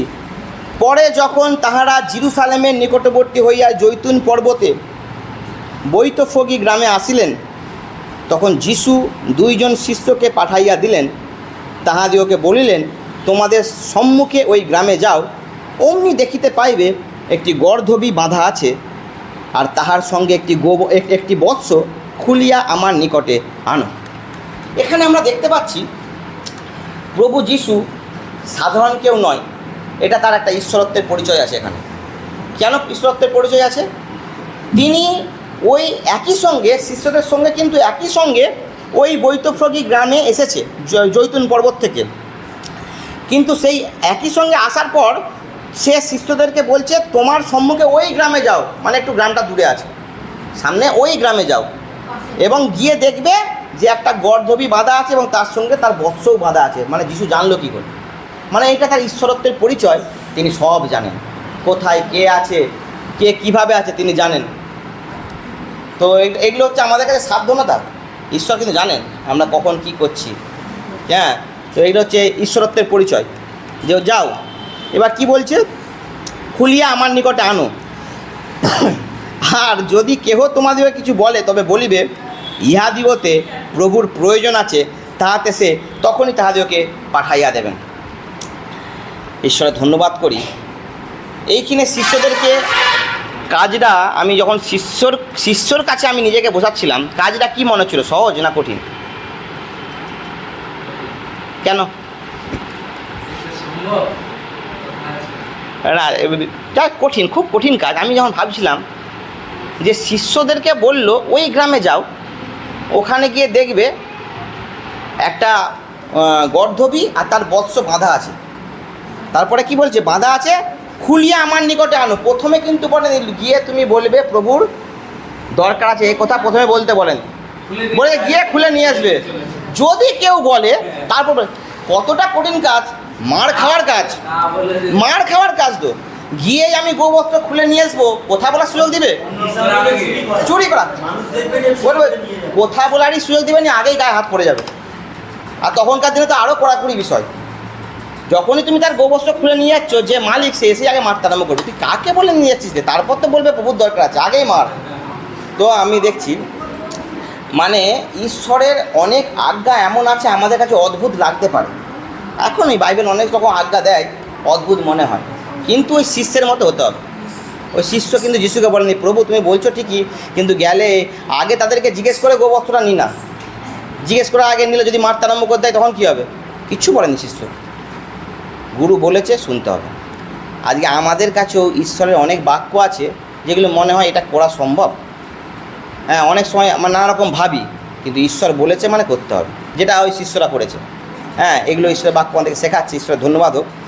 তো খুলিয়া আমার নিকটে আনো, আর যদি কেউ তোমাদেরকে কিছু বলে তবে বলিবে ইহাদিগতে প্রভুর প্রয়োজন আছে। নিজেকে প্রভু বলে দাবি করছে, হ্যাঁ, কার প্রয়োজন আছে? প্রভুর প্রয়োজন আছে। হ্যাঁ, আর সে বলছে, আর সে তখনই তাহাদিওকে পাঠাইয়া দিবেন। মানে যিশু, বললাম না, সব জানে। যিশু ওই গর্দভীর মালিকের হৃদয়টাও জানে। সে মালিকও, কারণ সেই তো সৃষ্টি করেছে। যার গর্দভী নিতে যাচ্ছে, যিশু তার হৃদয়টাও জানে যে গাধা নিয়ে আসবে, ওদেরকে মারবেন, এবং প্রভুর প্রয়োজন আছে বললে সে সঙ্গে সঙ্গেই দিয়ে দেবে। আজকে ঈশ্বরের বাক্য বলছে এই রকমই, যে তোমাকে আমার প্রয়োজন আছে। বলো, কে রাজি আছো দিতে? অনেক সময় ঈশ্বর আমাদের কাছে অনেক কিছু চাই, ঈশ্বর চেয়েছে মানে দিয়ে দিতে হবে। অনেক সময় ঈশ্বর আমাদের কাছে সময় চাই। তুমি যেই সময়টা সন্ধ্যে 6টা থেকে 8টা অবধি স্টার জলসায় বা জি বাংলায় সিরিয়াল দেখছো, ওই সময়টা আমার চাই। বলো, দিতে পারবে? ওই মালিকের মতো চেয়েছে, দিয়ে দিয়েছে। আজ ঈশ্বর এরকম চায় আমাদের কাছে, যেই সময়টা ফেসবুক ঘাঁটছো আমাকে দিতে হবে। অনেক সময় এমন কিছু চাই, হ্যাঁ, যেটা ধরো আমি সম্মান, আমার সমাজে ভালো অধিপত্য আছে, হয়তো প্রভু চাইছে তুমি লোকের কাছে আমার সুসমাচার দাও, তাতে তোমার যাই সম্মানে তুমি লাঞ্ছিত হও আর যাই হোক, দিতে পারবে? দিতে হবে। ওই মালিক দিয়েছে। যখনই বলে যে প্রভুর প্রয়োজন আছে, ওই মালিক আর কোনো কথাই বলেন না। আজ প্রভু বলছে আমাদেরকে প্রয়োজন আছে। অরুণদা, তোমাকে প্রয়োজন আছে প্রভুর। প্রভু বলছে, হ্যাঁ, যে অরুণ তুমি আমার কাছে আসো, তোমাকে আমার প্রয়োজন আছে। দিতে হবে। প্রভুকে যদি দিয়ে দিই, প্রভু আমাদেরকে নূতন জীবন দেবে। ওই হোসান্না, দাউদের সন্তান, আমাদের জীবন কি পরিত্রাণ দিবে। কারণ তার কাছে কি আছে? আমরা পড়েছি সকরিয়তে, উদ্ধার আছে। হ্যাঁ, যদি উদ্ধার পেতে চাই, প্রভুকে দিতে হবে। প্রভুর প্রয়োজন আছে আজকে আমাদেরকে। আচ্ছা, এখানে আর একটা নিগুড় তত্ত্ব। যিশু, হ্যাঁ, না ঠিক আছে, ঈশ্বর ধন্যবাদ। বলছি, যিশু কেন গাধাকেই বাঁচল? হ্যাঁ, থ্যাংক ইউ, খুব সুন্দর স্মরণ। গাধার অনেক মানে ক্যারেক্টার আছে। মানে যিশু, দেখো, যিশু সমস্ত পৃথিবীর মালিক। সে যাকে সৃষ্টি করেছে তারা সোনার রথে যাচ্ছে, ঘোড়ায় যাচ্ছে, আর যিশু হচ্ছে গাধা বাজলো। গাধা, যাকে প্রথম, গাধার হচ্ছে চারিত্রিক বৈশিষ্ট্য, গাধা নম্র, যেটা বিশ্বনাথদা বলল। গাধা হচ্ছে নম্র, গাধার মধ্যে উৎপাত কম আছে। গাধার আর একটা চরিত্র আছে, গাধা আছে শান্ত, ভার বহন করা, বা আমি বলতে পারি কঠোর পরিশ্রমী। গাধা কঠোর, বলে না, গাধার মতো খাটে, মানে কঠোর পরিশ্রমী। ঠিক আছে, সমতল রাস্তা না হলে অসমতল রাস্তা থেকেও চলাফেরা করতে পারে। থ্যাংক ইউ, ঈশ্বর ধন্যবাদ। হ্যাঁ, আজকে আমাদের জীবনে অনেক অসুবিধা রাস্তা দিয়ে চলতে হয়। এই গাধাকে বাঁচা মানে যিশু চাইছে আমরাও যেন গাধা হই। যিশু যুগে যদি আমরা গাধা হতে পারি, যিশু আমার মধ্যে চলবে। আর রাজাকে নিয়ে যাওয়ার আনন্দই আলাদা। ঠিক আছে, হ্যাঁ, কারণ তিনি রাজা নয়, তিনি রাজাদের রাজা। তাহলে গাধার মধ্যে যেই গুণগুলো আছে, তাহলে আমাদের মধ্যে থাকতে হবে। প্রথম, নম্রতা থাকতে হবে, কঠোর পরিশ্রমের মনোভাব থাকতে হবে। অলসতা চলবে না। অলস ব্যক্তিদেরকে ঈশ্বর পছন্দ করেন না। হিতোপদেশে লেখা আছে, আমার যদিও পদটা মনে পড়ছে না। অলস ব্যক্তিদেরকে ঈশ্বর পছন্দ করেন না। কঠোর পরিশ্রমী হতে হবে, নম্র হতে হবে, শান্ত হতে হবে, এবং যেটা বাসুদা বললো, সমতল জায়গা ছাড়াও গাধা চলতে পারে, উঁচু নিচু জায়গাতেও চলতে পারে। আমাদের জীবনে যাই হোক না কেন, উঁচু নিচু পথ যাই হোক না কেন, আমরা যেন চলতে পারি খ্রিস্টের পথে। আর একটা বিষয় গাধার আছে, গাধা হচ্ছে খুব জেদি। গাধা যদি একবার ভেবে নেয় আমি কাজ করব না, তাই কেউ করাতে পারেনি, কেউ পারেনি। মেরে ফেললেও সে সরবেন। এটা আমরা ছোটোবেলায় শুনেছি, যদিও আমি কোথাও পড়িনি, শুনেছি। গাধা হচ্ছে খুব জেদি। আমাদেরকে জেদি হতে হবে ঈশ্বরের জন্যে। সমাজ আমাকে লাঞ্ছিত করুক, বাপ মা আমাকে ছেড়ে দুক, সন্তান আমাকে নাই গ্রহণ করুক, যিশুর পথ ছাড়বো না, কারণ মনস্থ করেছি প্রভুকে ছাড়বো না। যদি মনস্থ করি প্রভুকে ছাড়বো না, গাধার মধ্যে জেদি হতে হবে, যাই হয়ে যাক। অর্থ সংকট ভয় দেখাবে, অর্থ সংকট, মনস্থ করেছি যিশুকে ছাড়বো না। স্বামী সন্তান আমাকে চাইছে না যে আমি যিশুকে যাই, মনস্থ করেছি যিশুকে ছাড়বো না। ব্যবসা আমাকে চাইছে না যে তুমি প্রত্যেক রবিবার মণ্ডলীতে যাও, মনস্থ করেছি যিশুকে ছাড়বো না। কারণ যিশু চাইছে তুমি গাধা হোক। তা আমরা যদি গাধা হতে পারি, জেদ আমাদের থাকা দরকার আছে। চাকরি, হ্যাঁ, কোনো কিছুই যেন যিশুর পথে বাধা না হতে পারে। যিশুকে আমরা ছাড়বো না, যিশুর পথেই চলবে। এই জন্য গাধা যিশু করেছে। আর একটা বিষয়, গাধা হচ্ছে শান্তির প্রতীক। মানে তখনকার দিনে রাজারা ঘোড়ায় করে চড়তো যুদ্ধের সময়, মানে ঘোড়া যুদ্ধের সময় ব্যবহার করা হতো। কিন্তু রাজারা যখন সেই সময় শান্তির কোনো বার্তা হয়তো দেবে, তখন ঘোড়া পাঠাতো না, তখন গাধা পাঠাতো। শান্তির যদি কোনো বার্তা থাকে সমাজে, তখন গাধা করেই যেত, মানে যে শান্তির বার্তা নিয়ে যাবে সে ঘোড়ায় যেত না, কারণ গাধা হচ্ছে শান্তির প্রতীক। গাধা শান্ত, ঘোড়া শান্ত নয়। ঘোড়াকে একটু রাগালে লাথি খেতে হবে, আর ঘোড়ার লাথি মানে সাংঘাতিক বিষয়, ঠিক আছে? হ্যাঁ, আর গাধা কিন্তু শান্ত, শান্তির প্রতীক। সেই জন্য যিশু গাধাকে করেছে। আর হচ্ছে যেটা সকলে যারা একটু বোকা হয়, তুই গাধা, আর মাথায় কিছু নেই, কিন্তু গাধা কিন্তু বোকা নয়, গাধা খুব বুদ্ধিমান প্রাণী। পড়বে গাধার, ইউটিউবে দেখবে যে গাধার গুণগুলো কী কী আছে, খুব সুন্দর করে। গাধা বোকা নয়। যাই হোক, সমাজের কাছে গাধা বোকা, আর বোকাদের জন্য ঈশ্বর। প্রথম করন্থীয় কত, 1 অধ্যায় কত আছে? 18 না? পড়ো, প্রথম করন্থীয় 1 অধ্যায় 18।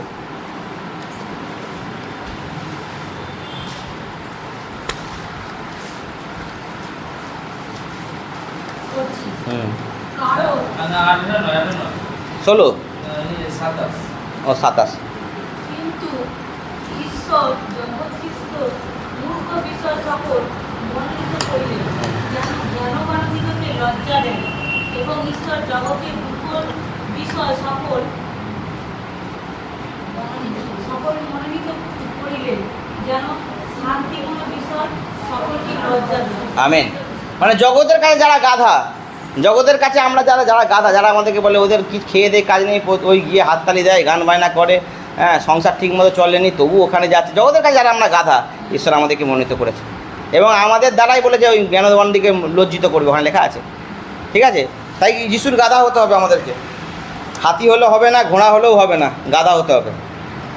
আচ্ছা, 4 পদ করছি আমি, মতির 21 অধ্যায় 4 পদ। এই রূপ ঘটিল যেন ভাবাবাই দ্বারা কথিত এই বাক্য পূর্ণ হয়। কোন ভাবাবাই দ্বারা? ওই সকরীয় 9 অধ্যায় যেটা পড়লাম, হ্যাঁ, 9 অধ্যায় 9 পদ। তোমরা সিয়ন কন্যাকে বলো, দেখো তোমার রাজা তোমার কাছে আসিতেছেন, তিনি মৃদুশীল ও গর্দবের উপরে উপবিষ্ট এবং শাবকের গর্দব বৎসরের উপরে উপবিষ্ট। আচ্ছা, 6 পদ বলছে, পরে ওই শিষ্যরা গিয়া যিশুর আজ্ঞানুসারে কার্য করিলেন, গর্দবিকে ও শাবকটিকে আনিলেন। মানে যিশু যেমন বলেছিল ওই গর্দব শাবককে নিয়ে আসবে, এবং তাহাদের উপরে আপনাদের বস্ত্র পাতিয়া দিলেন, আর তিনি তাহাদের উপরে বসিলেন। আর ভিড়ের মধ্যে অধিকাংশ লোক আপন আপন বস্ত্র পথে পাতিয়া দিল, এবং অন্য অন্য লোক গাছের ডাল কাটিয়া পথে ছড়াইয়া দিল। আমরা বস্ত্র পাতা দেখলাম, যে ওই যেটা আমরা রাজাবলিতে দেখলাম, যে রাজা অভিষিক্ত রাজাকে হচ্ছে সম্মান করা। আর এই গাছের, হ্যাঁ, প্রথম রাজা 9 অধ্যায় মধ্যে বলে দিচ্ছি, দ্বিতীয় রাজা বলি 9 অধ্যায় 12 পদ দিতে হবে। আচ্ছা, এখন তো মতির 21 অধ্যায় পড়ছি, যেটা পড়ছিলাম। আচ্ছা, অন্য অন্য লোক গাছের ডাল কাটিয়ে পথে ছড়াইল। ওই যে সেই সময় যে খেজুর পত্র, পাম বা খেজুর পত্র হচ্ছে সেই সময়কার হচ্ছে বিজয়ের প্রতীক। তারা উল্লাস করছে, আনন্দ করছে, এবং বিজয় মানে ওই রাজা এসে গেছে, সে বিজয় পাবে, সেই জন্য তারও হচ্ছে আমন্ত্রণ, মানে স্বাগতম জানাচ্ছে। এইবার দেখো, আর যে সকল লোক তাহার অগ্রপশ্চাৎ যাইতেছিল, তাহারা চেঁচাইয়া বলিতে লাগিল, হোসান্না দাউদ সন্তান, ধন্য যিনি প্রভুর নামে আসিতেছেন, ঊর্ধ্বলোকে হোসান্না। সেই সময় তারা হোসান্না হোসান্না করে চেল্লাচ্ছে, কিন্তু তারা হোসান্না মানে হচ্ছে আমাদেরকে পরিত্রাণ করুন, তারা বুঝেছে যে এর কাছে পরিত্রাণ আছে, তথাপি তারা অন্য কিছু পরিত্রাণ চাইছিল। তারা কিন্তু যিশু যেই পরিত্রাণ নিয়ে আসছে সেই পরিত্রাণ তারা বুঝতে পারেনি। কেন বলছি বুঝতে পারেনি? যে বা যারা ওই সময় হোসান্না হোসান্না করে যিশু স্বাগতম করেছিল, তারাই কিন্তু 4 দিন পর তা বলেছিল উহাকে ক্রুশে দাও। 4 দিন পর তারাই বলেছিল উহাকে ক্রুশে দাও। মানে যিশু যে পরিত্রাণ নিয়ে আসছিল, তখন কিন্তু ওই পরিত্রাণ তারা আশা চাইছিল না, তারা চাইছিল যে রোমান শাসকদের হাত থেকে যিশু যেন আমাদেরকে রক্ষা করে, মুক্তি দেয়, রোমান শাসনের হাত থেকে আমরা যেন স্বাধীন হতে পারি। তারা যিশুকে সেই পার্থিব রাজা হিসেবে দেখছিল, কিন্তু যিশু সেই আধ্যাত্মিক রাজা হিসেবে যে আসছে, তারা সেই পরিচয় পায়নি। রাজনৈতিক নেতা হিসেবে দেখছে যে আমাকে এখান থেকে বাঁচাবে, তাই তারা এত আতিথেয়তা করেছে, এইভাবে স্বাগতম জানিয়েছে, আর 4 দিন পর বলেছে উহাকে ক্রুশে দাও। আজকে আমাদের মধ্যেও এটা হয়, এখনও হয়, এখনও যিশু যিশু করি, অনেকেই ভালোবাসে যিশুকে, যখনই কিছু মানে চাই, যে যেটা আঙ্কে সবসময় বলে যে প্রফিটেবল কিছু চাই, যিশু করলে আমার বাড়ি হবে, যিশু করলে আমার গাড়ি হবে, যিশু করলে আমি সুস্থ হব, এই সবের জন্য যিশুকে চাই। যখনই হয়নি, ওই ক্রুশে দেওয়ার মতো যিশুকে ছেড়ে দিয়ে চলে যায়। যিশুকে ছেড়ে দিচ্ছে মানে ক্রুশে দিয়ে চলে যাচ্ছে। এখনও কত লোক যিশুর হাত ছেড়ে দিচ্ছে, কিন্তু যারা চিনেছে যে তার কাছে আমার পরিত্রাণ আছে, তারা কখনো ছাড়বে না, কারণ মনস্থ করেছি যিশুকে ছাড়বো না। আচ্ছা, ওই হোসান্না, ঊর্ধ্বলোকে হোসান্না বলছে কি, হোসান্না দাউদ সন্তান, ধন্য যিনি প্রভুর নামে আসিতেছে। প্রভুর নামে আসিতেছেন মিন্স মানে যে ঈশ্বরের উদ্দেশ্য নিয়ে আসছে। অ্যাকচুয়ালি তারা কি সেই মসির কথা মনে করছে, মানে মসি ঈশ্বরের উদ্দেশ্য নিয়ে এসেছিল, ঈশ্বর তাকে যা বলেছে তাই করেছিল, এবং মিশর দেশ থেকে ইসরায়েলকে মুক্ত করেছিল। আর তারাও ভেবেছে এই যিশু এসেছে, যেমন মসি মিশর দেশ থেকে ইসরায়েলকে মুক্ত করেছে, আমাদেরকেও রোমান সাম্রাজ্যের হাত থেকে মুক্ত করবে। তারা এই আশা নিয়ে হোসান্না হোসান্না করছিল আর ধন্য ধন্য করছিল। এইবার 10 পদ বলছে, আর তিনি জেরুসালেমে প্রবেশ করিলে নগরময় হুলুস থুলুস পড়িয়া গেল। মানে হুলুস থুলুস পড়ে গেছে, তুমি চিত্রটা ভাবো, হুলুস থুলুস পড়ে যাওয়ারই মতো। কোথাও কিছু নেই, যিশু এলো, গাধার পিঠে চড়ে আসছে, আর সকলে নিজের কাপড় খুলে দিচ্ছে, আর খেজুর পত্র নিয়ে হোসান্না হোসান্না করছে, মানে হুলুস থুলুস পড়েই গেছে। হ্যাঁ, ওই জায়গায় নিজেকে ঢুকিয়ে নাও, তাহলে বুঝতে পারবে, মানে পুরো হুলুস থুলুস পড়ে গেছে। যখন হুলুস থুলুস পড়ে গেছে, প্রবেশ করিল নগরময় হুলুস থুলুস পড়িয়া গেল, সকলে কইল উনি কে। এবার সকলে ওবা, উনি কে? আরে যার জন্য এত কিছু, মানে আগাম কিছুই তো প্রোগ্রাম নেই। এটা তো ভাবাবানি পূর্ণ হচ্ছে না, আগাম প্রোগ্রাম নেই যে যিশু আজকে আসবে, ঘোড়ায় গাদায় চলে আসবে, সকলে রেডি থাকো খেজুর পাতা নিয়ে, বা সকলে জামা খুলতে হবে, এইসব প্রোগ্রাম নেই তো, হঠাৎ হচ্ছে তো, ওই এক চমকায় তাকে তোমার কথা। তো বলছে ইনি কে, অবাক হয়ে গেছে, হ্যাঁ ইনি কে, আজকে ইনি কে। দেখো এখানে এইখানে কিন্তু যিশু কে তারা বুঝতে পারছে না, যিশু বোঝাবে এই পদে, আবার বোঝাবে যিশু যে তিনি আমি কে। আচ্ছা আচ্ছা, এই 12 পদ পড়ার আগে একবার গীত সংহিতা 8 অধ্যায় 2 পদ পড়ো। গীতের 8 অধ্যায় 2 পদ, ওই বাইবেলের নিচে লেখা আছে, দেখতে পাবো সব। গীতের 8 অধ্যায় 2 পদটা আমি পড়লে, তবে আগে থেকে পড়লে ওখানে শিশু ও পুত্র পশুদের মুখ হইতে শক্তির ভিত্তিমূল স্থাপন করো। তোমার বৈরিগণ এই দুটি করিয়াছ, যেন শত্রু ও বিপদকে শান্ত করো। আমেন। এখানে 8 অধ্যায় আমি 1 থেকে পড়ছি যে, হে সদাপ্রভু আমাদের প্রভু, সমস্ত পৃথিবীতে তোমার নাম কেমন মহিমান্বিত। দাউদ বলছে হে সদাপ্রভু বা হে জিহোবা আমাদের প্রভু, মানে এক তো ঈশ্বরকে সম্মান করলে, এবার আমাদের প্রভু মানে ঈশ্বরকে নিজের মানে নিজের বলে দাবি করছে যে তুমি আমার, ওই জন্য বলছে বা আমাদের প্রভু, দাবি একটা। সমস্ত পৃথিবীতে তোমার নাম কেমন মহিমান্বিত, মানে ঈশ্বরের নাম সর্ব জায়গায় মহিমান্বিত। এই যে পৃথিবীর যে সৃষ্টি কিন্তু আকাশ বাতাস পাখি সব ঈশ্বরের মহিমা করছে না, বলছে কেমন মহিমান্বিত। তুমি আকাশমণ্ডলের ঊর্ধ্বেও তোমার প্রভাস সংস্থাপন করেছো, মানে আকাশমণ্ডলের ঊর্ধ্বে, মানে আকাশমণ্ডলের ঊর্ধ্বে মানে আমরা স্বর্গকে বুঝতে পারি, যেটা আমরা দেখতে পাচ্ছি না, দৃশ্যমান নয়, সেখানেও ঈশ্বরের প্রভা আছে। এবার 2 পদ দেখি পড়ি, খুব ইম্পর্টেন্ট। তুমি শিশু ও দুগ্ধপোষ্যদের মুখ হইতে শক্তির ভিত্তিমূল স্থাপন করিয়াছ, মানে শিশু বা দুগ্ধ মানে যারা দুধ খায়, মানে শিশু মানে যেটা সমাজের সদ্যজাত শিশু, আর দুটো বলেছে, এক শিশু আর ও দুগ্ধপোষ্য, দুগ্ধ হ্যাঁ আর শিশু, যে তাদের কাছ থেকে শক্তির ভিত্তিমূল স্থাপন করছো, মানে তাদের কাছে তোমার শক্তির কী বলবো ওটাকে, স্তুতি, মানে শিশুদের মুখ থেকে ঈশ্বরের স্তুতি বের করে এনেছে। এটা ওখানে পড়লে আরও ভালো করে বুঝতে পারবে। কারণ কি বলছে দেখো, শিশুদের হচ্ছে মধ্যে কি, শিশুরা হচ্ছে দুর্বল, সমাজের চোখে ওরা শিশুরা দুর্বল, আর ঈশ্বরের চোখ তো সবসময় দুর্বলদের জন্য, এগুলো আধ্যাত্মিক অর্থ আছে যে দুর্বলদের কাছ থেকে ঈশ্বরের স্তুতি বেরোচ্ছে, শক্তির প্রশংসা বেরোচ্ছে। কিন্তু তোমার বৈরিকগণ হেতুই করিয়াছ, যেন শত্রু বিপক্ষে ক্ষান্ত করো, মানে কারা ক্ষান্ত হবে জানো, কাদের কাছে স্তুতি ঈশ্বর নেয় না, যারা মানে কি বেশি জ্ঞানী হয়, বিশেষ করে দেখবে না, মানে অনেক ভুল ধরে। আমরা অনেক সময় কি যে ওই ঈশ্বর ওখানে এমন বলেছে, ওখানে এমন বলেছে। আমি যেমন আগে প্রচুর পুরাতন নিয়ম যখন পড়তাম, যখন ফার্স্ট যিশুকে জানতাম না, আমি ইউটিউবে প্রচুর দেখতাম, মানে ভুল বাইবেলের ভুল দেখতাম, মানে যখন আমার ওই মুসলিম বন্ধুরা সঙ্গে ডিবেট হতো, ও তো খালি ভুল দেখাতো, আমার মাথা কাজ করতো না। এ সত্যিই তো এই কথা যদি ঈশ্বর লিখে, তাহলে তো এটা সত্যিই ভুল, মানে আমার মনে একটা সন্দেহ ধীরে ধীরে জাগবে। কিন্তু এক সময় প্রভু আমাকে মানে বুঝিয়েছে যে কোনো কিছুই ভুল নেই, তুমি যাত্রা করে পাবে, তুমি ঠিক প্রকাশন পাবে, কিন্তু আমার বাক্যের কোনো ভুল নেই। আর সত্যি সেই যেগুলোকে ভুল বাদদাম ঈশ্বর আমাকে এখন শিখিয়েছে, সেগুলো প্রকাশন পেয়েছি অনেক বাক্য, ঈশ্বরকে ধন্যবাদ দিই। তো যারা হচ্ছে বেশি জ্ঞানী, যারা তাদের কাছে তাদের হচ্ছে মুখ ক্ষান্ত হবে, কিন্তু শিশুরা ঈশ্বরকে সর্বদাই ধন্যবাদ দিবে, কারণ তারা সরল।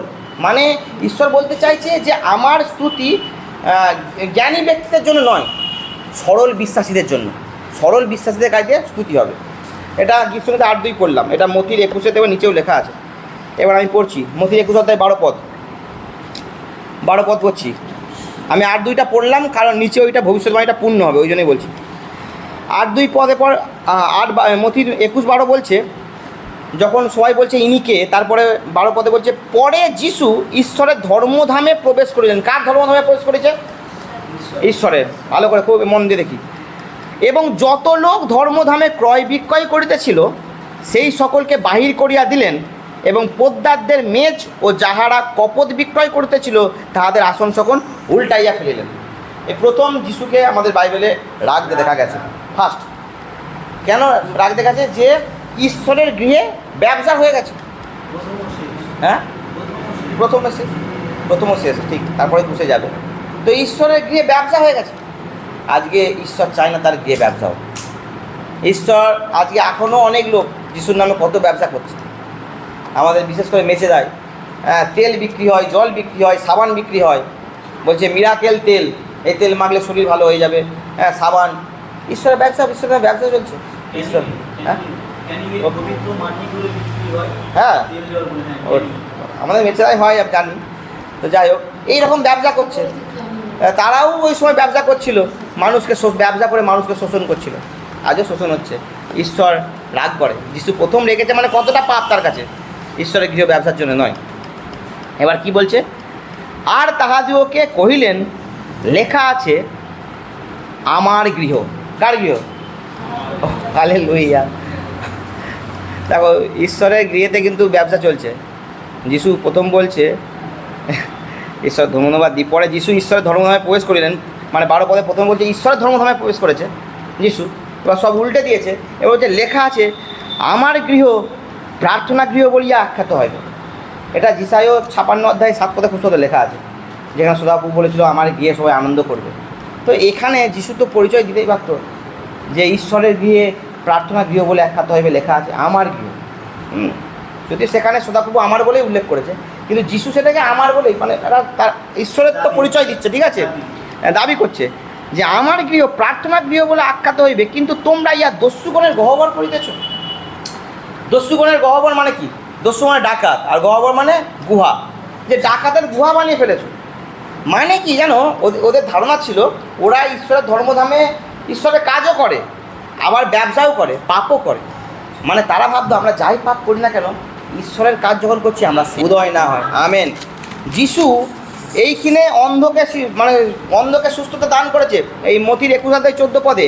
মানে তিনি বলতে চাইছেন যাহাদেরকে এই অবিশ্বাসীরা, এই দেবগণ যাদের চোখ অন্ধ করে রেখেছে, যারা বুঝতে পারছে না ঈশ্বর কে, প্রার্থনা গৃহতে তাদের জন্য, ব্যবসার জন্য নয়। আমরা যে মণ্ডলীতে যাই, কী শিখতে যাই? অ্যাকচুয়ালি কিন্তু ঈশ্বরের প্রকাশন, যাতে ঈশ্বরকে আমরা আরও গভীরভাবে চিনি, গভীরভাবে জানি, যাতে তার বাক্যের নিগুড় তত্ত্ব পাই এবং তার সাথে কি আমাদের সম্পর্ক আরও ঘনিষ্ঠ হয়। কাজ হচ্ছে ঈশ্বরের মণ্ডলীতে এই, কোনো আচার নিষ্ঠার কাজ নেই আমাদের এখানে, সেই সব কাজ আছে। আর তোমরা ব্যবসা শুরু করে দিয়েছো। ওই জন্য যিশু অন্ধকে সুস্থ করে বুঝিয়েছে যে যারা আত্মিকভাবে অন্ধ তাদের দৃষ্টি ফেরানোর দায়িত্ব আছে। ধর্মধামে প্রার্থনা কি আমরা কাজ জন্য প্রার্থনা করবো? আমরা তো প্রার্থনা করবো যেন প্রভু রাজ্য বাড়ুক, যারা প্রভুকে চেনেনি সেই অন্ধ লোকেরা যেন প্রভুর আলো পাক, যেন দৃষ্টি পাক। আর খঞ্জ যারা হাঁটতে পারে না, মানে যারা আত্মিকভাবে দুর্বল, অনেকে আছে যিশুকে চিনেছে জেনেছে অথচ ঠিক মতো যেতে পারছে না, যারা আত্মিকভাবে দুর্বল, তাদেরকে সবল করার জন্য এটাই কাজ। আমাদের মণ্ডলীরও এটাই কাজ। যিশুর পর যারা চলতে পারছে না, খঞ্জ হয়ে আছে, যেন তারা চলতে পারে। এই জন্য ঈশ্বর শিখিয়েছে তাদেরকে, সেই সময় দেখিয়েছে। ও হালেলুয়া। এরপরে আরও সুন্দর জিনিস 15 পদ বলছে, তিনি প্রধান যাজকগণ ও অধ্যাপকেরা তাহার কৃত আশ্চর্য ক্রিয়া সকল দেখিয়া, এবার যখন ওই আশ্চর্য কাজ যিশু করলো সেই সব দেখিয়া, আর যে বালকেরা হোসান্না দাউদ সন্তান বলিয়া ধর্মধামে চেঁচাইতেছিল, ওই বালক, ওখানে অনেক বাচ্চা বাচ্চার ছেলেরা ছিল, তারা ওই সময় স্তুতি করছে, হোসান্না দাউদ সন্তান বলে চেল্লাচ্ছে, আনন্দ করছে। আর এই সব ওই প্রধান যাজকগণ দেখছে, দেখে কি বলছে দেখো, আবার একই কথা, তাহাদিওকে দেখিয়া রুষ্ট হইল। ওই যাজকগণ রেগে গেছে, আবার রেগে গেছে, রেগে গিয়ে কি বলছে দেখো, এবং তাহাকে কহিল, মানে যিশুকে কহিতেছে, শুনিতেছ এরা কি বলিতেছে, রেগে গেছে যে মানে ঈশ্বরের ধর্মধামে তো যিশুর প্রশংসা হচ্ছে, তাদের চোখে তো এটা ঈশ্বরের গৃহ, সেখানে যিশু মানে ঈশ্বরের জায়গায় যিশুকে হোসান্না হোসান্না করে করছে। আর ওই বালকগণ কি করছে, বালকগণ স্তুতি করছে। আর আমি বলেছি ফরিসিরা পুরাতন নিয়ম জানে, রেগে গেছে, শুনিতেছে এরা কী করতেছে। দেখো যিশু উত্তর কী দিয়েছে, ও হালেলুয়া। এবার যিশু তাহাদিওকে কহিলেন, হ্যাঁ, তোমরা কি কখনোই পাঠ করো নাই যে তুমি শিশু ও দুগ্ধপোষ্যদের মুখ হইতে স্তব সম্পন্ন করিয়াছ। আমেন। ওই গীত সংহিতা 8 অধ্যায় 2 পদ বলছে, তোমরা কি গীত সংহিতা 8 অধ্যায় 2 পদ পড়নি? সেখানে সদাপ্রভু শিশুদের মুখ থেকেই স্তব স্তুতি গ্রহণ করে নেবে। তাই তো এখন ওই শিশুরা আমার স্তব স্তুতি করছে, কারণ আমি আর কেউ নয়, সেই জিহোবা রাজা, রাজাদের রাজা, যে জৈতুন পর্বত থেকে এসেছে। এটা তার প্রকাশক। ওই তোমরা কি শুনুন, আর এই যিশুকে আমাদের কাছে পরিষ্কার হয়েছে, যিশুকে, হ্যাঁ, যিশুই সেই রাজা, সেই জিহোবা, যিনি আকাশমণ্ডল সৃষ্টি করেছে, যিনি আমাদেরকে যিশু শুধু মানুষ নয়। মানে আমাদের মধ্যে কোনো সন্দেহ হবে না, এই পাম সানডে এত গুরুত্বপূর্ণ, যে ঈশ্বর সমস্ত সৃষ্টির কাছে সেবা পাওয়ার ঈশ্বর, তোমার আমার জন্য যিশু হয়ে এসেছে এবং সেবা গ্রহণ করেনি, সেবা করেছে। এইরকম ঈশ্বরকে আমরা পেয়েছি। আর সেই ঈশ্বরের কাছে যখন পেয়েছি, আজকে আমরা কিন্তু ওই লোকেদের মতো হোসান্না বলবো না, আমরা হোসান্না বলবো আমরা যেন আত্মিকভাবে তিনি আমাদেরকে রক্ষা করেন। তিনি আমাদের পরিত্রাণের যে আমরা দাবি করব, এই জাগতিক পরিত্রাণ নয়, কারণ তিনি আমাদেরকে অলরেডি স্বাধীন করে দিয়েছে, আমরা কেউ পরাধীন নেই। এইবার আমরা পরিত্রাণের জন্য দাবি করব যে হোসান্না দাউদ সন্তান, আমি আমার পাপ থেকে মুক্ত হতে পারছি না।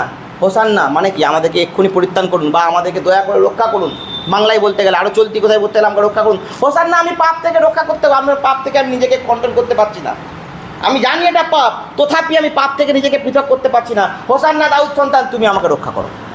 হোসান্না দাউদ সন্তান, তুমি আমাকে সমস্ত মন্দ চিন্তাভাবনা থেকে রক্ষা করো। হোসান্না দাউদ সন্তান, যে সকল কাজে তুমি খুশি হও না, সেই সকল কাজে আমি অভ্যস্ত, সেই সকল কাজ থেকে তুমি আমাদেরকে বার করো। একমাত্র ঈশ্বরই পারবে, আমি নিজে কিছু পারবো না। কারণ যোহনের 15 অধ্যায় 5 পদে লেখা আছে, আমার ভিন্ন তোমরা কিচ্ছু করতে পারবে না। আবার ঠিক উল্টো ফিলিপিও 4 অধ্যায় 13 পদে লেখা আছে যে আমার শক্তিতে তোমরা সব কিছু করতে পারবে। তাই ওই হোসান্না দাউদ সন্তানের কাছে আমরা প্রার্থনা করবো, সেই শক্তি আমাদেরকে দাও যেন নিজেকে পাপ থেকে পৃথক করতে পারি। আর তোমার ওই পরিত্রাণ আমরা চাই, যেন শেষ পর্যন্ত স্থির থেকে ওই জীবন মুকুর আমরা গ্রহণ করতে পারি। কারণ প্রভুর যে এত কষ্ট, শুধুমাত্র কার জন্য আমরা দেখলাম, আমাদের জন্য। কার জন্য যিশু হয়ে এসছে, আমাদের জন্য। তাই তার এই কষ্ট আমরা যেন দাম দিতে পারি, এই ক্রুশের রক্তের যেন দাম দিতে পারি, যেন ক্রুশের শত্রু না হয়ে যায়, যেন প্রভুর ইচ্ছে অনুসারে চলে যেন সেই পরিত্রাণ লাভ করতে পারি, যিশু যার জন্য এসেছে। তাই প্রার্থনায় যাই, ঈশ্বর তার আপন বাক্যে আশীর্বাদ করুক। আচ্ছা।